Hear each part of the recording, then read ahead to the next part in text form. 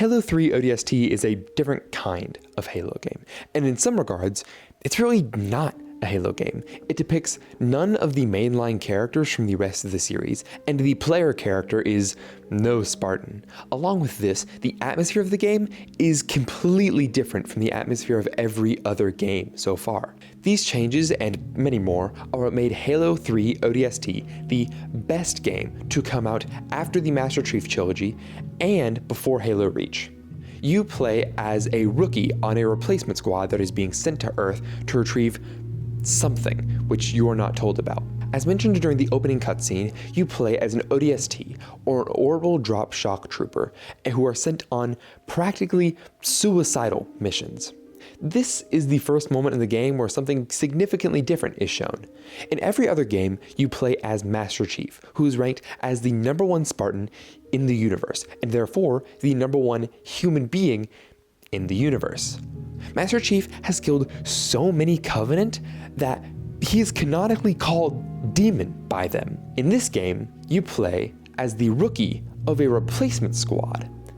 You are significantly more disposable than Master Chief ever has been. This feeling of disposability, I don't know if that's a word, don't quote me on that, is exactly what the developers wanted you to feel, and they play perfectly into it. Unlike every other main player character throughout the series, you don't have a shield.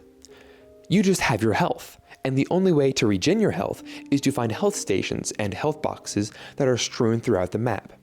Instead of dropping in this game with the Master Chief Magnum or his assault rifle, you drop with a marksman's rifle and an M6D pistol. Both of these are significantly worse at taking down shields. Therefore, the gameplay of this game is significantly slower, with more of a focus on sneaking around and through areas. This is most notable when you play as the rookie in earlier game sections.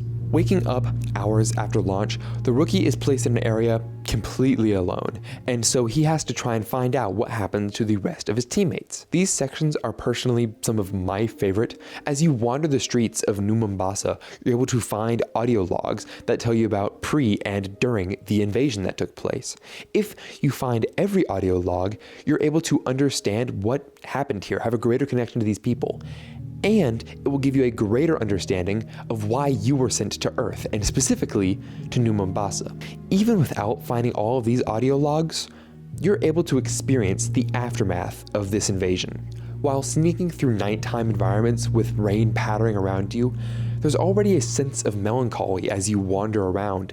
There are bodies strewn throughout the streets, and most commonly in buildings. Along with this, there are messages reminding you of a fallen Reach. Maybe Earth will fall too.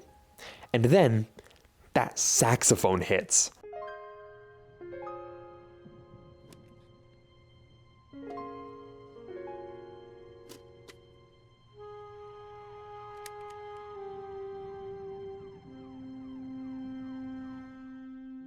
I cannot overstate the importance of music in games in general, but specifically in the Halo games.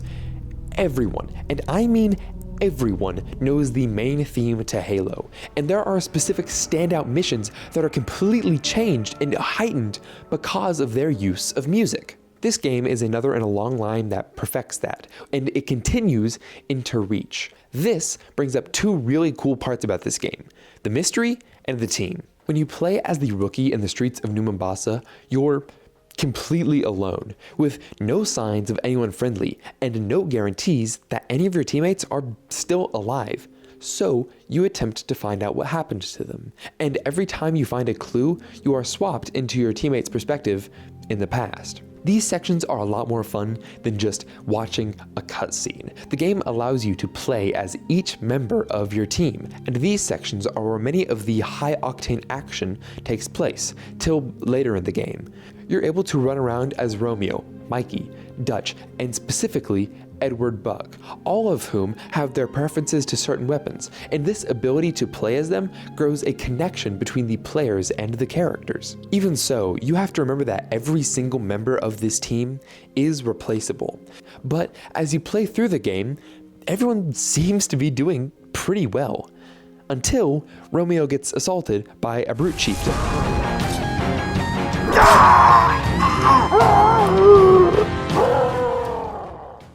Also, a side note, this is a great callback to earlier in the game when Romeo said, Seriously? Well, gotta be close quarters. Exactly. So check your mouths, find your chairs, and get set for a combat drop. What the hell am I supposed to do with this inside a Covenant ship? him having the sniper is one of the reasons that Romeo couldn't shoot the brute again.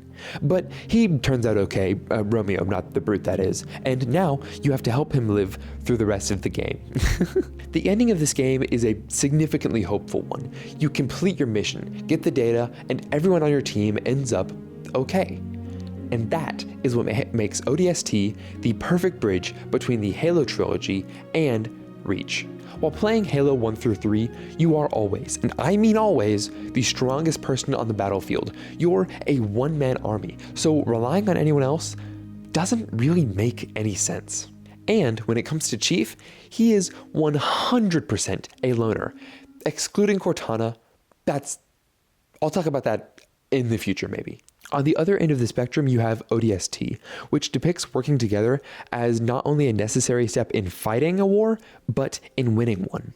The Halo trilogy is inherently a hopeful one, and ODST just reinforces that. All of these games so far have reinforced the idea that, yeah, humanity can win. This war will end on the upside for us. And this is why these games, and especially ODST, just reinforcing that idea, are so important to the release of Halo Reach. ODST takes place on Earth, which wasn't that important in the beginning of the war, while Reach takes place on Breach, which was significantly important with one of the largest ship places for the UNSC and the highest concentration of Spartans. While ODST depicts a story we had never heard of before, Reach finally gives us the story to a battle that we have heard about ever since the first game. And it's exactly as bloody as we expected, with one of the best endings in gaming history. I'm gonna stop here before I continue to rant about Reach for the next 30 minutes. ODST is a Halo game that represents a departure from the series to this point, and it works flawlessly. Its unique and melancholic atmosphere provides a tone that is mostly untapped in the Halo trilogy, and even in these sections, the gameplay continues to be entertaining, and in other sections, the game adapts Halo's usual combat almost flawlessly. The use of members on a consistent team causes you to grow close to not only the main character, but to the people surrounding him. And the entire change of pace, but consistent theme of hope causes Halo 3 ODST to be the perfect game to come out directly before Halo Reach. Thank you for watching that. I genuinely really appreciate that. If you want me to do a video on Reach, totally let me know, because I definitely don't already have a video outline for it, and it's definitely not going to come out in like 4 weeks. Don't worry about that. It's not going to happen. The reason I'm talking about Halo now is because I've been binging every single game with my brother, and so ODST was the only game I hadn't played besides 5 and Infinite. So when I get to those, I'll probably make stuff on them too. Anyways, I don't want to rant about this too long, so I have been your host, Silas Jackson. This has been Recency Bias, and I will see you guys in the next one. Later.